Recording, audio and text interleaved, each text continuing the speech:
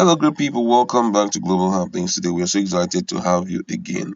What seems as a grapevine from media has been spoken about by the NNPP presidential aspirant Kwankwaso, and he had talked about meeting with Obi. We are going to look at what is their standpoint with Obi as it has to do with Labour Party stroke NNPP major. Nigerians were expecting to hear something yesterday, but unfortunately, what Labour Party did was to merge Peter Obi with Okupe, and NNPP also choose someone to partner with Kwankwaso. But then both of them still are saying that they are doing all of this for temporarily. Even the person who was VP to Peter Obi came out also to tell Nigerians what you are seeing, or my name that you guys are seeing as the vice president presidential candidate of Peter Obi does not really, it's not our decision, it's not a fixed decision. Our intention is actually to go for a northerner. But right now, Kwankwaso have something to say. And then in another news, Okowa has decided to fire back at the southern leaders for over the statement they have made about him not being a betrayer and being a traitor.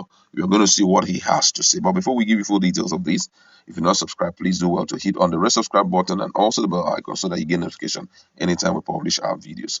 And according to the news, the presidential candidate of the New Nigerian People Party, NNPP, Senator Rabiu Kwankwaso, has confirmed he is in talks with the Labour Party counterpart Peter Obi. Kwankwaso and Obi are exploring the possibility of cooperation in the 2023 election in terms of a possible merger between NNPP and Labour Party. He made the remarks in an interview with BBC Hausa. According to Kwankwaso, he said, "We are really talking to Peter Obi, or at least saying that the committee is working to look into the matter and cooperate with him, and friends and families are coming to talk to us about it." He noted that their collaboration was especially important as the All Progressive Congress, APC, and People Democratic Party had not filed an Igbo vice presidential candidate. On Friday, Obi named former presidential spokesperson Donye Okupe as his running mate. Meanwhile, in another development, the governor of Delta State and the vice presidential candidate of the People Democratic Party, PDP, Dr. Ifeanyichukwu Okowa, has vowed not to join issues with the Southern and Middle Belt leaders who expressed disapproval with his acceptance to be PDP presidential running mate. Okowa's response came less than 24 hours after the Southern and Middle Belt Leaders Forum, SMBLF, had disassociated themselves and condemned him for accepting nomination to be vice presidential candidate of the People Democratic Party (PDP) in the forthcoming 2023 general elections. But Okowa, while speaking, said while he respected those leaders and their opinion, they should understand that he is a politician who belongs to a political party and that he is bound to respect the decision of that party. Governor Okowa further said that since the party had already elected Atiku from the north as the presidential flag bearer, the right thing was for the emergence of a southern running mate to avoid a situation that could lead us further into division in this country.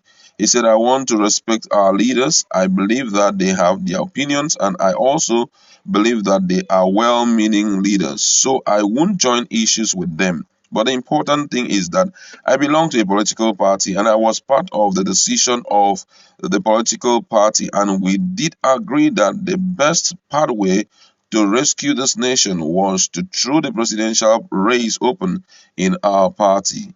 And having agreed upon Atiku Abubakar, the former vice president, the honor is now for us to support him while we can't have a president from the north and also a vice president from the north.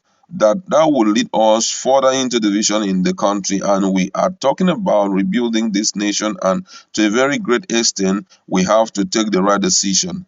And within our party, I think that having submitted myself to be a member of the People Democratic Party, I will have to submit myself to the decision of the party, and that's what has happened. That that doesn't mean it's a disrespect for the views of those leaders. They are leaders I respect so much. But under this condition, they have to understand that I have committed myself to the PDP. I'm a politician. If I were not a politician, it might be different. I am a politician and I'm entitled to my views. He appealed to them to actually look at the issues as they were, stressing that in rebuilding confidence, we have to be very cautious about the stance that we take. We have to be cautious about what we do. We need to understand that the unity of this nation is important and we need to move forward from wherever we are at the moment. That was what he had to tell, the leaders of Southern and Middle Belt Forum. And this is quite interesting. First of all, looking at the issue of Kwankwaso and, Peter Obi is a welcome development. But then we must not misplace the priority of this measure.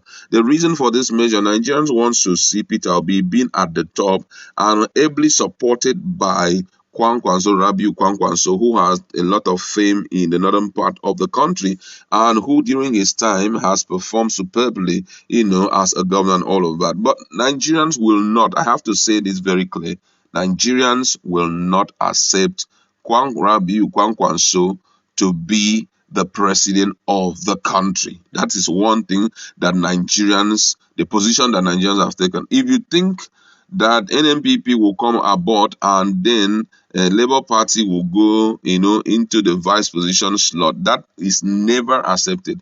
No Nigerian will accept it. And that's why if you have been listening to a lot of talks coming in from different quarters, people are begging Kwankwaso to please align his strength with Peter Obi as the president so that they can conquer, APC and also PDP, who had been in power with nothing very visible and provable to show to Nigerians. They are just doing normal things.